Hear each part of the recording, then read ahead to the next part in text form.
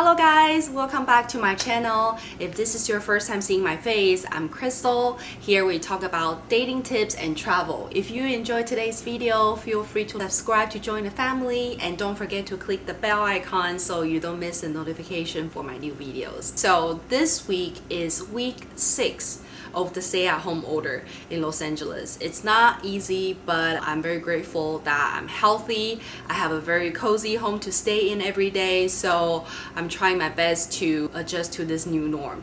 And at the same time, I get messages from people, they don't know how they should do with their online dating because now people cannot really go out to meet in person. So it's kind of like a new challenge. I want to just do a very quick video to share some tips how you can keep the love alive during the quarantine times. And also, I've been getting questions from people. So today I pick 5 questions that I get asked the most. I want to do a little Q&A session. So if you want to learn some tips about how to online dating during this quarantine time and also hear my answers to some frequently asked questions about online dating, just keep on watching. First of all, I want to say this quarantine time makes people feel like they need more attention, they need more care, and they need more love. So this is a perfect time for people to stay connected. Don't be strangers, because especially for single people, this is a very challenging time if they don't have family members with them or close friends. So they might feel extra lonely even if they still have to work. If you have been talking to someone, this is a great time to stay connected, stay in touch, check on the person every day, and to make the person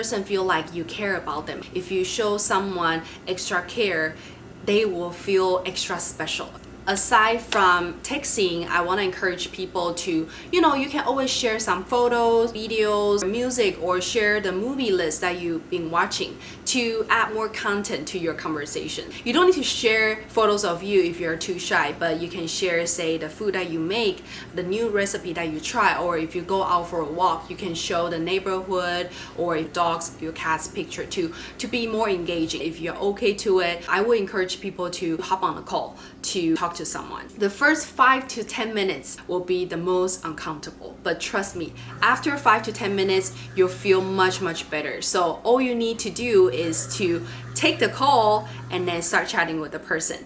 And before you hop on the call, what you can do is you can think about maybe 5 to 10 questions just in case there's an awkward silence, so you can still have something to say. I think this is like a dating dance. So you don't know what to expect before you hop on the call, right? But once you get going and once you start talking with someone, you kind of get the vibe and you kind of feel the person out by hearing the response. Write down 5 questions that you can ask the person or 5 things you want to share, and based on the person's reaction, then you know which direction you can go further. Another good way is now people do a lot of virtual meeting through Zoom, for example. Even though you haven't met the person yet, I think this is a good way for you to kind of virtual meeting someone. Texting someone is a great way to stay connected, but hopping on a phone call can give you more ideas about how this person feels like. Okay, so the second part, I want to answer 5 questions that I got asked a lot. Question number 1 is, a lot of times people ask me if I should pay for dating apps. My answer is always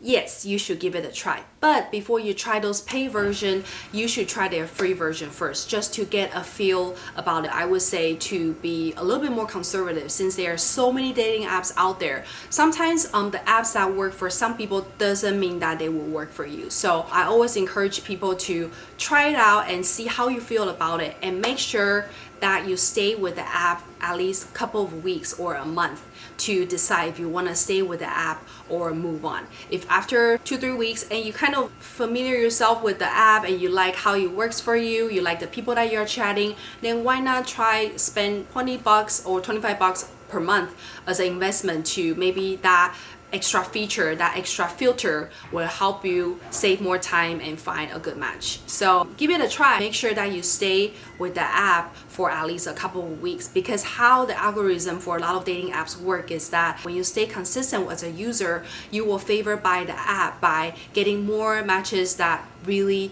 match your preference. So it's all about discipline, right? If you do it consistently, meaning that you're serious about it, so the app would reward you by sending you more matches that you really want. So number 1, make sure that you stay with the app for a couple of weeks and be consistent. And then if you like the free version, then you can try the paid version. So question number 2, a lot of guys will message or leave me a comment saying that, oh, how come I don't get replies from the girls that I message, and why it's so hard to get a reply. When you are going over people's profile, make sure that you find common interests, or if you guys share similar values, or if you are looking for the same thing.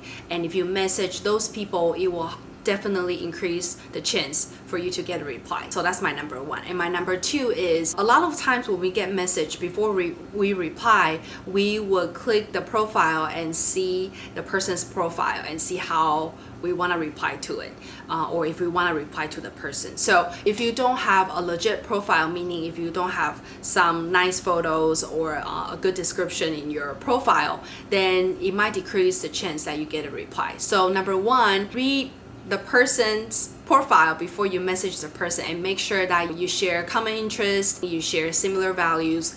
And then number 2 is, you need to have a legit profile. When people check on your profile, you want them to be like, oh, I want to talk to this person. Show who you are, be truthful. Those 2 together will definitely increase your chance to get replies. So do your homework. Don't just, randomly message whatever that's out there.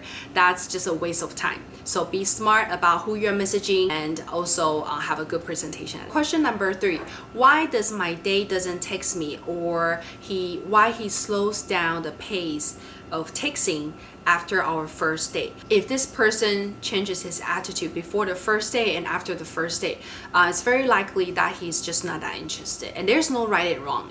Maybe you both just don't click. That's why he kind of slowed down the pace responding to your message, or he doesn't text you anymore. So in that case, I would say, oh, don't feel upset. It's just maybe that person doesn't like you enough. Then why would you spend your time just keep waiting, and maybe it's time for you to move on.